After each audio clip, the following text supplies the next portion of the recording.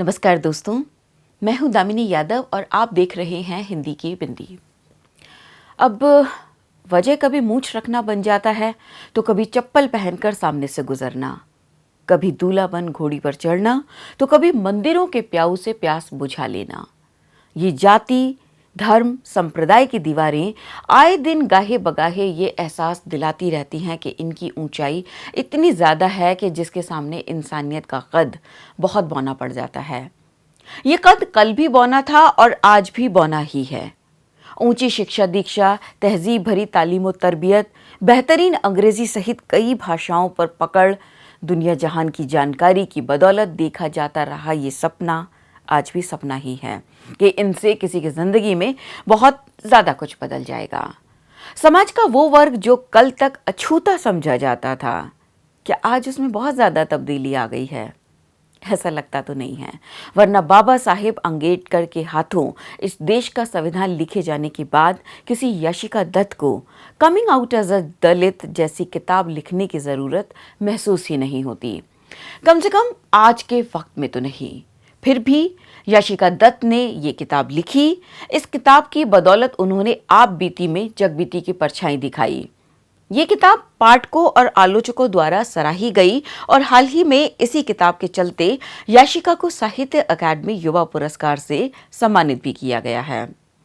अब आगे स्थितियां चाहे जैसी हों, ये लम्हा तो इस बात पर खुश होने का है कि दबे कुचले होने का इतिहास रखने वाले इन स्वरों ने आज भी हार नहीं मानी है।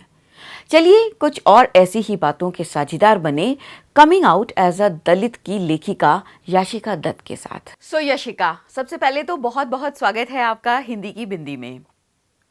Thank you Damini. और उसके बाद बहुत सारी मुबारकबाद आपको साहित्य अकादमी युवा पुरस्कार की। धन्यवाद। हिंदी में इंटरव्यूज में बहुत ज्यादा नहीं देती हूँ। वायर के लिए ही पिछली बार किया था और अभी भी वायर के लिए ही दूसरा हिंदी इंटरव्यू है, तो यहाँ पे आकर बहुत अच्छा लग रहा है। Thank you. Thank you so much. वैसे आप कंफर्टेबल फील कर सकती हैं। तो सबसे पहले मैं सवालों में इस सवाल पर आना चाहूँगी यशिका, कि अभी तक जिन हाथों में कमिंग आउट एज अ दलित नहीं पहुँची है, वो अगर जानना चाहेंगे यादों के ख़जाने से आपने मतलब ऐसा क्या महसूस किया, आपकी यादों में ऐसा क्या था जो आपको ये किताब लिखने के लिए मजबूर कर रही थी और जिसके बिना पर आपकी दावेदारी बनती है साहित्य अकादमी युवा पुरस्कार के लिए? दामिनी, पहले तो मैं ये बोलना चाहूंगी कि काफी लोगों ने मुझे कांटेक्ट किया ट्विटर, फेसबुक पर, सोशल मीडिया पर। Hindi translation hopefully coming out as Dalit का हिंदी ट्रांसलेशन बहुत जल्द आने वाला है, तो रीडर्स हिंदी में पढ़ पाएंगे और इंडियन लैंग्वेजेस में भी होपफुली बुक को पढ़ पाएंगे। और जहां तक आपने बोला कि मैं क्या ऐसा किताब में है जिसकी वजह से साहित्य अकादमी का पुरस्कार मुझे मिला, तो शायद काफी लोग जो इंटरव्यू देख रहे हैं उनको मालूम होगा कि मैं दलित परिवार से हूँ और मैं एक्चुअली भंगी परिवार से हूँ।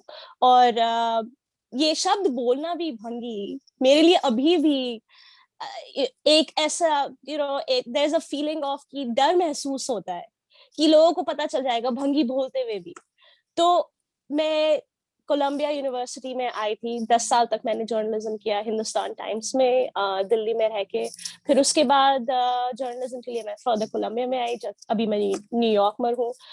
तो यहाँ पर आने के बाद मुझे मालूम पड़ा कि कास्ट से फ्रीडम क्या चीज होती है। यहाँ पर आके मुझे पता चला कि बार बार जो भारत में रहकर एक सवाल जो दलितों के पास ऊपर रहता है कि आपकी कास्ट क्या है, उससे फ्रीडम मिलना कितना इम्पोर्टेंट होता है और कैसा महसूस होता है। और जब वो फ्रीडम मुझे महसूस हुई, तब मुझे ये लगा कि जो मेरी कास्ट आइडेंटिटी है, जो भंगी परिवार से हूँ, उसमें मेरे को शर्मसार होने की कोई बात नहीं है। ये मेरे बिल्कुल लिए नहीं, शर्मनाक बात बिल्कुल नहीं नहीं। है। ये शर्मनाक बात उन लोगों के लिए है जो उन हम लोगों को, हमारे परिवारों को शर्म महसूस कराते हैं, जो हमारे को ये बोलते हैं कि हम सोसाइटी में इक्वल नहीं है, हम कमतर हैं लोगों से, हम लोग नीची नीची जाति के हैं। तो पढ़ाई के बाद, और अपने जो ऑडियंस है उनको मालूम होगा कि डॉक्टर अंबेडकर भी कोलंबिया में पढ़ चुके हैं। तो यहाँ पर आकर इन सब ऑल दीज आइडियाज जब मेरे को इनसे काफी प्रभावित महसूस हुआ, जी। देन आई डिसाइडेड कि maybe I should write something about my Dalit identity, मुझे अपने दलितनेस के बारे में कुछ लिखना चाहिए। और मैं इन सब चीजों के बारे में सोच ही रही थी, तब ही 2016 में मैंने रोहित वेमुला का लास्ट लेटर, जो उनका आखिरी लेटर था, जी वो मैंने पढ़ा। जी और काफी, मतलब काफी टाइम मेरे फेसबुक पर काफी सारे दोस्तों ने पोस्ट किया था, पर मुझे मतलब आई couldn't sit down and read it, मेरे को थोड़ा वक्त चाहिए था। और जब एक दिन मैं न्यूयॉर्क के कैफे में बैठ के मैंने वो पढ़ा, तो मुझे लगा कि पूरी दुनिया उस एक लेटर में सिमट के रह गई थी मेरे लिए कुछ मोमेंट्स के लिए। क्योंकि उससे पहले मैंने किसी दलित इंसान का इंग्लिश में कुछ भी लेख लेख या कोई भी बुक या कोई भी आर्टिकल मैंने पढ़ा ही नहीं था। तो मुझे पता ही नहीं था कि मेरे जैसे दलित लोग भी हैं, क्योंकि ऑब्वियसली हैं, पर मुझे नहीं मालूम था कि वो दैट्स अ रियलिटी, वो भी एक रियलिटी है हमारी। तो उसके बाद जब मैंने उनका लास्ट लेटर पढ़ा, एक बार दो बार, तो मुझे लगा कि मेरी वो लाइफ हो सकती है, हो सकती थी, अगर मैं कोलंबिया में नहीं होती, अगर हमारी लाइफ थोड़ी सी अलग नहीं होती। उनकी जो राधिका वेमुला है, उनकी जो मम्मी है, उन्होंने बहुत मेहनत करके और एजुकेशन को इतना ज्यादा उन्होंने इम्पोर्टेंस दिया।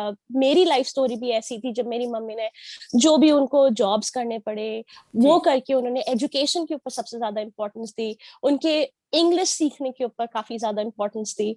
तो आप देख रहे हैं, मतलब मुझे अभी हिंदी में भी बोलने में थोड़ी सी प्रॉब्लम हो रही है, वो सिर्फ इसलिए क्योंकि मैं न्यूयॉर्क में रहती हूँ, हिंदी बोलने का मौका बहुत ज्यादा मिलता नहीं है।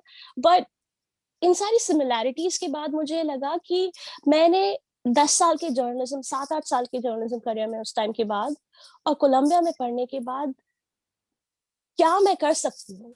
हम्म एक जो स्टूडेंट एक्टिविस्ट है हमारे रोहित वेमुला, उन्होंने वहां पर हैदराबाद में रहकर भी ही फॉट, और उनको he had to pay the price. वो द प्राइस वाज कि वो he had to commit suicide, क्योंकि उन्होंने कास्टिज्म के ऊपर आवाज उठाई, तो उनको सुसाइड करने पे मजबूर कर दिया गया। तो वो मुझे लगा कि मैं क्या कर सकती हूँ अपनी इस पोजीशन में। तो मैंने डिसाइड किया कि मैं एक वेबसाइट लॉन्च करूंगी। It's Tumblr website, it's like a blog.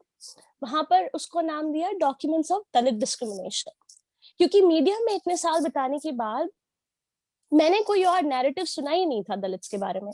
या तो था रिजर्वेशन, कि रिजर्वेशन अच्छा होता है या नहीं होता, या फिर सुना था कि दलित्स के साथ कितनी वायलेंस होती है, कितना डिस्क्रिमिनेशन होता है, जो कि बिल्कुल सही बात है। बट उसके अलावा कोई और स्टोरी ही नहीं थी। जैसे कि हम इंसान नहीं है, या तो हम विक्टिम्स हैं, या हम रिजर्वेशन ग्रैब करने वाले लोग हैं। हमारी कोई और डायमेंशन ही नहीं है। तो मुझे लगा कि कोई ऐसी जगह होनी चाहिए जैसे जहाँ पे मेरे जैसे लोग शायद अपने ट्रॉमा, अपने पेन, अपने दर्द के बारे में बात कर सके, और एक अपनी अलग स्पेस बना सके, जहां पर सवर्ण लोग, ऊंची जाति, कोट अनकोट ऊंची जाति के लोग आके ये नहीं बोले कि हम आपकी बात पे बिलीव नहीं करते। उस स्पेस में उनके लिए ऐसे नेगेटिव कमेंट्स के लिए कोई जगह नहीं हो। और जब मैंने वो लॉन्च किया, तो मैंने डिसाइड किया कि सिर्फ लॉन्च करने से फायदा नहीं होगा, मुझे अपने लोगों की आइडेंटिटी भी बतानी पड़ेगी। क्योंकि उस टाइम तक मैंने, I was almost 30 years old at that point, मैंने अपनी दलितनेस और अपनी जाति के बारे में काफी छुपा के रखा था। और ये जो हम छुपा के रखते हैं जाति के बारे में, लोगों से बोलते हैं कि हम ब्राह्मण हैं या हम बनिया हैं। मुझे तो मतलब बनिया की कास्ट क्या होती है मुझे तो वो भी नहीं मालूम था काफी। और राजस्थान में आप रहेंगे, दिल्ली में आप रहेंगे, तो ये क्वेश्चन आपके पास हमेशा आएगा कि भाई कास्ट क्या है आपकी। जी अब तो अच्छी फैमिली के लगते हो, तो ऊंची जाति के ही होगे। तो मैंने इस तरह से काफी कुछ अपने आप को ऐसे मोल्ड किया। आप मेरी बुक में पढ़ेंगे कि मेरी जी मम्मी ने काफी प्रयास किए कि एजुकेशन में कोई कमी नहीं आए। उन्होंने बोला कि आपको अपने आप को ऊंची जाति का दिखाना है, क्योंकि अगर आपने किसी को बताया कि आप भंगी हो, जो कि अभी बोलते हुए भी मुझे अभी भी 5 साल बाद भी अटपटा लग रहा है, जी तो आप ये सोचिए कि 90s 2000s में इस शब्द को लेकर कितनी स्टिग्मा होती होगी। और जब शब्द को लेकर स्टिग्मा है, तो इंसान को लेकर तो क्या ही स्टिग्मा रही होगी। तो बेशक फिर यशिका, मेरे यहाँ माँ पर बाप मतलब ने, शब्द जरूर बदला है, शब्द पर ऐतराज जरूर किया जाने लगा है, शब्द को बैन जरूर किया जाने लगा है, लेकिन स्थिति अभी तक नहीं बदली है। तो एक बात एब्सोल्युटली, मैं महसूस कर पा रही हूँ आपसे बात करते हुए कि अभी भी आपके मन में बहुत गुस्सा और बहुत कहीं ना कहीं दर्द बाकी है। जब हम सिर्फ अपने गुस्से और दर्द को साझा करने के लिए लिखते हैं तो डायरी लिखते हैं, अपने लिए लिखते हैं, पढ़ते हैं और ऐसा लगता है कि हमने अपने आप को कुछ हद तक रिलीज किया। लेकिन जब उस दर्द के साथ हम कोई किताब लिखते हैं तो वो पूरे समाज के लिए होती है। उसमें ये उम्मीद होती है कि बहुत सारे लोग हमारी बातों से सरोकार महसूस करेंगे, बहुत सारी बातों से लोगों को एक रास्ता मिलेगा। तो उस किताब को लिखने से लेकर इतने बीते सालों के दरमियान अब आप क्या महसूस कर रही हैं कि किताब लिखने वाले वक्त में और इस कुछ बीते हुए सालों के बाद कोई बहुत ज़्यादा फर्क पड़ा है सिवाय शब्दों को बैन कर देने के? देखिए, ये जो आपने दर्द और गुस्से की बात की, सिर्फ वो बात नहीं है, सिर्फ वो रीज़न नहीं है किताब लिखने का। और जैसे कि मैंने आपको बोला कि वो जो टम्बलर मैंने स्टार्ट किया, उसके बाद मुझे किताब लिखने का मौका मिला। पर जब मैंने किताब लिखने का डिसाइड किया, तो मैंने ये सिर्फ ये नहीं सोचा कि मैं अपने दर्द के बारे में लिखूँ, अपनी परिस्थिति के बारे में लिखूँ, किस तरह से मेरे को डिफ़िकल्टी, हार्डशिप, पैसे की परेशानी और जो हम लोगों ने गरीबी के दिन देखे, उसके बारे में लिखूँ। वो तो हर दलित की कहानी है। मेरा सिर्फ वो मकसद नहीं था, क्योंकि उस कहानी को तो कोई भी डिसमिस कर सकता है, कोई भी ऊंची जाति वाले लोग बोल सकते हैं पर आप तो झूठ बोल रहे हैं, आप सही नहीं बोल रहे हैं, हम कैसे मान ले। हर बात एक प्रूफ की बात आती है। तो एज अ जर्नलिस्ट, और आप भी जर्नलिस्ट है दामिनी जी, आप जानती होंगी कि हम लोगों को एक ट्रेनिंग मिलती है कि हम फैक्ट से बात करें, हम डेटा से बात करें, हम पैटर्न से बात करें। तो मैंने डिसाइड किया कि मैं सिर्फ अपनी कहानी के बारे में नहीं लिखूंगी, मैं अपनी कहानी के जरिए उन thousands of दलित्स के बारे में भी लिखूंगी जिनकी भी वो कहानी है, through facts, data, statistics, analysis और रिसर्च। इसलिए मैंने ये किताब लिखने का डिसाइड किया, क्योंकि सिर्फ हमारी कहानी, ऑटोबायोग्राफी, तो दलित्स की कोई मतलब ऐसा तो कोई भी नहीं होगा भारत में जो जानता नहीं है कि दलित्स के साथ क्या होता है। या तो आप अपनी आंखें बंद कर सकते हैं और बोल सकते हैं कि वो नहीं हो रहा है, पर आप न्यूज से तो you can not run away कि क्या हो रहा है हमारे देश में, वो हर कोई जानता है। तो सिर्फ दर्द लिखने का मेरा मकसद नहीं था, मेरा मकसद ये था कि मैं आपको ये अनवेरिफाइबली, सॉरी, अनडिफाइंडली ये प्रूव कर सकूं कि this argument is water tight. जो हम बोल रहे हैं उसमें कोई होल्स नहीं है आर्ग्यूमेंट में, ये फैक्ट है। ये सिर्फ मेरी कहानी नहीं है, ये सिर्फ मेरा एक्सपीरियंस नहीं है, दिस इज नॉट लाइक कहा सुनी, ये एक फैक्ट है, ये प्रूवन फैक्ट है जो दलित्स के साथ हो रहा है। और एक और बात जो मैंने करनी चाहिए थी बुक में, वो ये मेरा मकसद था कि हम ये देख सके कि कास्ट और कास्टिज्म हर भारत के हर सोसाइटी के हर लेवल पर बुरी तरह से जकड़ा हुआ है, जो हम बड़ी आसानी से इनविजिबल कर सकते हैं। बोलते काफी सारे लोग हमारे को बोलते हैं अर्बन सिटीज में तो नहीं होता कास्टिज्म, ठीक है, गांव में आपकी बात हमने मान ली, अर्बन सिटीज में कहाँ होता है। और हमारे जैसे लोगों से आप पूछिए और डेटा आप उठा के देखिए, जो मैनुअल स्कैवेंजर्स हैं वो अर्बन सिटीज में रहते हैं। स्कूल्स और कॉलेजेस में जो डिस्क्रिमिनेशन होता है दलित स्टूडेंट्स के साथ, ओबीसी स्टूडेंट्स के साथ, वो कॉलेजेस वो अर्बन एरियाज में होता है। और हाउसिंग के ऊपर जो डिस्क्रिमिनेशन होता है, जो दलित्स को हाउसेज नहीं मिलते हैं रेंट पर, वो भी अर्बन एरियाज में होते हैं। तो ये सारे फैक्ट्स प्रूव करने की वजह से ही मैंने ये बुक लिखी। And that was the whole mission. It wasn't just कि गुस्सा और दर्द और एंगर, इट वाज कि सवर्ण सोसाइटी जो है हमारी, ये देख सके विदाउट अ डाउट कि कास्ट हर सोसाइटी के एंगल को एक जैसे पहिया है, वो कास्ट वाला पहिया हर चीज को घुमाता है। There is no escaping that. हम उसकी तरफ आंखें बंद कर सकते हैं, हम उस पे लीपा पोती कर सकते हैं, हम उस पे ये बोल सकते हैं कि अब तो कास्ट खत्म हो गई, पर वो कास्ट खत्म नहीं हुई, वो सिर्फ लेयर्स के ऊपर के नीचे बरी कर दी गई है। That's my whole point and that's why I wrote the book. जी, यशिका, आपने लेयर्स की बात की। अब यहाँ देखिए, मैं बहुत ही विनम्रता से अपना ये सवाल रख रही हूँ और इस बात की गहराई को महसूस करते हुए रख रही हूँ कि जब हम दलित शब्द कहते हैं, उसके साथ बरसों से हमारे दिमाग में एक खाका बना दिया गया है कि जहाँ पे दलित होगा वहाँ पे ऐसी फीचर, मतलब ऐसी शक्ल सूरत होगी, ऐसी आबो हवा होगी, ऐसा वो दिखता होगा, ऐसे वो बोलता होगा। तो आई एम श्योर कि मतलब आपके साथ भी ये शायद कई बार ऐसा हुआ होगा कि आप तो दलित जैसी दिखती ही नहीं हो, आप तो कहीं से दलित लगती ही नहीं हो, और आपके साथ तो ऐसा हुआ होगा, ये मतलब यकीन करना बहुत मुश्किल है। तो उस नायकीनी और सच्चाई के बीच की खाई को पाटना आपके लिए कितना मुश्किल रहा? देखिए, मुझे उससे कोई फर्क ही नहीं पड़ा लोग क्या कहते हैं। आप अम्बेडकर को देखेंगे, डॉक्टर बी आर अम्बेडकर को देखेंगे, वो तो दलित नहीं लगते ना। जी। आप उनको उठा के देखिए, वो हमेशा ही मेड अ पॉइंट कि वो सूट पहन के रहे। वो उन्होंने नहीं डिसाइड किया कि वो खादी पहनेंगे, उन्होंने डिसाइड किया वो सूट पहनेंगे। उन्होंने डिसाइड किया कि वो अपने आप को अच्छे से अच्छा प्रेजेंट करेंगे, क्योंकि दलित्स की जो इमेज है हमारे हमारे देश में, जो जी। कई सेंचुरी से है, हम्म। और इवन आफ्टर इंडिपेंडेंस, वो ऐसा नहीं है कि वो इमेज खत्म हो गई है। तो दलित्स की वो इमेज हमेशा ही रही है, और हमारे दलित्स कम्युनिटीज में एटलीस्ट एक कोशिश ये रही है कि हम उस इमेज को तोड़ सके, हम कैसे उस इमेज से ऊपर निकल सके। तो ये जो मतलब ये बात आप कह रहे हैं, और मैं आपके सवाल को मतलब आई रिस्पेक्ट इट, आपने जो ये बोला है, बट इट्स अ रियलिटी कि लोग तो बोलेंगे ही कि आप दलित नहीं दिखते। अगर आज डॉक्टर अंबेडकर हमारे साथ होते तो उनको देखकर भी लोग बोलते कि आप तो दलित नहीं दिखते। बिल्कुल। वो कैसे, उन्होंने कॉन्स्टिट्यूशन के लिए क्या किया, दलित राइट्स के लिए क्या किया, वो कोई नहीं सोचता। वो बस ये बोलते हैं आप सूट पहनते हैं, आप कोलंबिया में गए हैं, आप इंग्लिश में बात करते हैं, तो आप तो दलित हो ही नहीं सकते। तो ये बात ऑब्वियसली मेरे साथ भी काफी हुई है। अब देखिए, अब मेरा अब जो स्किन टोन आप देखेंगे काफी लाइट आपको दिख रहा होगा, काफी लाइट है। जी। अगर आप मुझे दिल्ली में देखेंगे 1 महीने के बाद तो बिल्कुल ही अलग होगा, क्योंकि सांवला रंग ऐसे ही दिखता है। तो वो सांवले रंग से जो आपका होता है कि कास्ट का एसोसिएशन है, कि अगर उनका डार्क कलर है तो वो दलित होंगी, अगर डार्क कलर नहीं है तो दलित नहीं है, अगर इंग्लिश बोल पा रहे हैं और फिर भी दलित है तो दलित क्रिश्चियन होंगे, दलित हिंदू तो हो ही नहीं सकते, दलित भंगी तो बिल्कुल ही नहीं।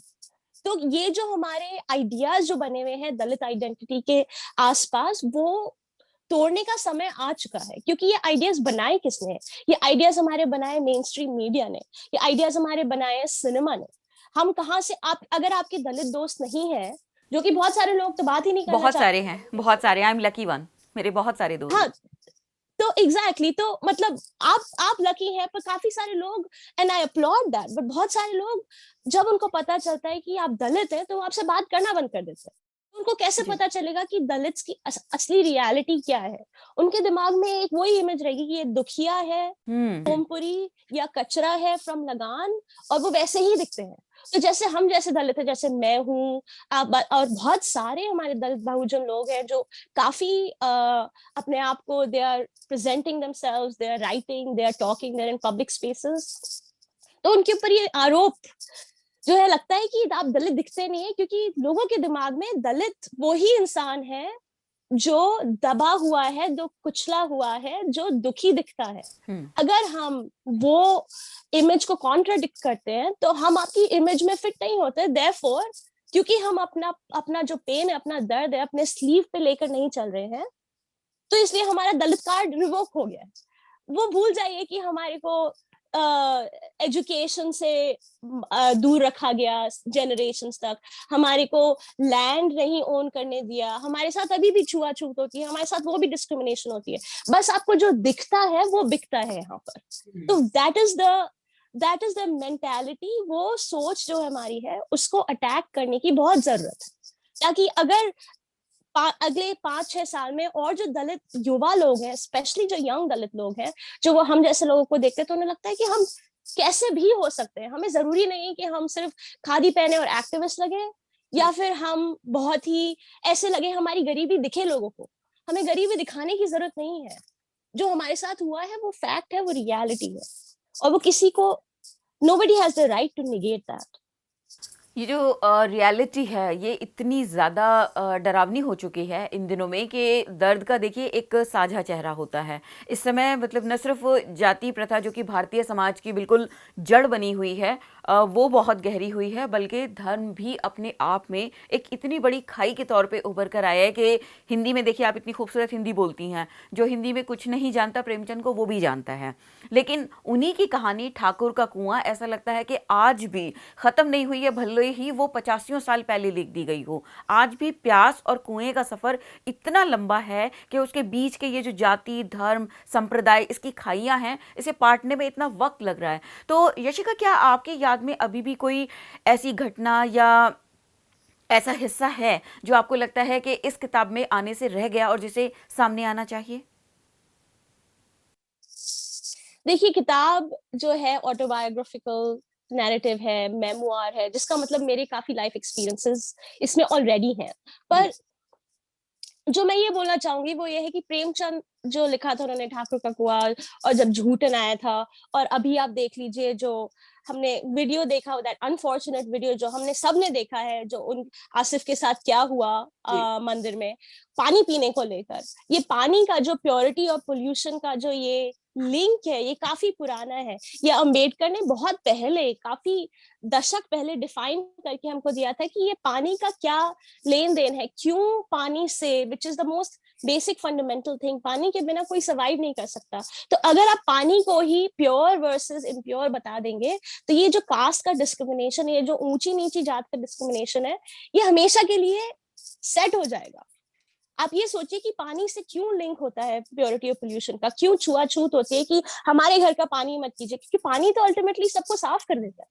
पानी अल्टीमेटली खुद गंदा नहीं होता, कोई किसी पानी को गंदा नहीं कर सकता है, किसी के छूने से पानी गंदा नहीं हो जाता है।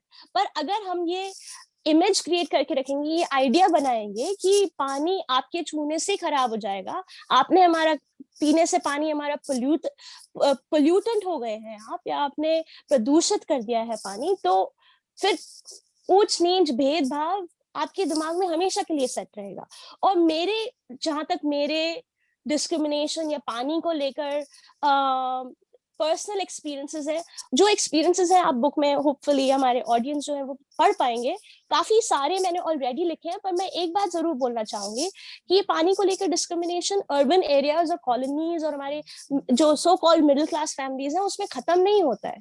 कितनी बार ऐसा हुआ था कि भाई काफी सारे लोग हमारे घर आते थे और बोलते थे नहीं अब पानी नहीं पियेंगे, आपके घर तो हम आ गए पर हम आपका पानी नहीं पियेंगे। तो कि, और हमारे लिए फिर हमारे घर में भी बड़े होते हुए भी मम्मी पापा के साथ ये हो जाता था कि अरे आप ऐसे मतलब पानी नहीं पियेंगे तो मतलब हमें भी पता है क्या बोल रहे हैं, आपको भी पता है क्या बोल रहे हैं, आप बस हो सकता है आप सबऑर्डिनेट हो सकता है आपको हमारे से कोई काम हो, पर आप फिर भी हमारे घर का पानी नहीं पियेंगे। और रही बात जैसे कि हमारे घर में ही एक इंसिडेंट हुआ था काफी साल पहले कि नाली कहाँ से निकलेगी, जो नए नए घर में जो नई कॉलोनीज होती हैं उसमें जो सूएज की नाली होती है वो कहाँ से निकलेगी। तो सबको पता था कि कॉलोनी में भंगियों का घर कौन सा है, हमारा है, ठीक है। वो अगर मेरे पापा पुलिस एक्साइज में काम करते हैं या मेरे दादाजी राजस्थान आरएएस में रह चुके हैं, उससे कोई फर्क नहीं पड़ता था, वो भंगियों का घर एक ही था और नाली वहीं से निकलेगी। वो उस बात को लेकर भी काफी there was a whole issue कि भाई सूरज की नाली भंगियों के घर के पास से निकलेगी, उनको क्या प्रॉब्लम होनी चाहिए, उनको थोड़ी प्रॉब्लम होती है, उनको थोड़ी गंदे पानी से उनको कोई परेशानी होनी नहीं चाहिए। तो ये जो पानी का आइडिया है ये काफी सालों से है और बहुत ही फंडामेंटल है। आई थिंक जब हम ये बातें सुनने में आती हैं तो एज ऑडियंस जो एनालिटिकल है, जो हमारी ऑडियंस है, जो सोच विचार के देखना चाहते हैं कि क्यों हो रहा है, वो इन्वेस्टिगेट उनको करना चाहिए। मैं आपसे बोलूंगी कि आप इन्वेस्टिगेट कीजिए और सोचिए कि क्यों पानी को लेकर ये छूत अछूत का मामला बनाया गया है, क्योंकि हवा को तो आप नहीं कर सकते, हवा को आप कंट्रोल नहीं कर सकते। अगर हवा कंट्रोल हो पाती तो हवा को भी आप छुआछूत बना देते, जो कि थी एक्चुअली एक टाइम पे। जब ब्राह्मण जा रहा है और एक दलित को निकल गया, आसपास से निकल गए, तो वो बोल कि भाई हम तुम्हारी हवा के आसपास आ गए, हम वापस नहाने जा रहे हैं। तो हवा को भी कंट्रोल करने की कोशिश की गई है और पानी को तो कंट्रोल करने की कोशिश की ही गई है, जैसे कि हम जानते हैं। जी। यशिका, अगर दिया ये सोच ले कि मेरे जलने से क्या होगा तो अंधेरा और ज़्यादा ताकतवर हो जाता है। आपकी जो ये किताब है वो सबसे पहले आपको इस भाव के बाहर लेकर आई है कि मैं अपनी दलित आइडेंटिटी को छुपाऊं। सबसे पहले आपने अपने आप को इस डर से बाहर लाने में मदद की, और ये किताब ऐसे ही बहुत सारे लोगों को एक मददगार की तरह रास्ता दिखाती रहे। मैं ऐसी कामना करती हूँ। हिंदी की बिंदी से जुड़ने के लिए यशिका आपका बहुत बहुत शुक्रिया।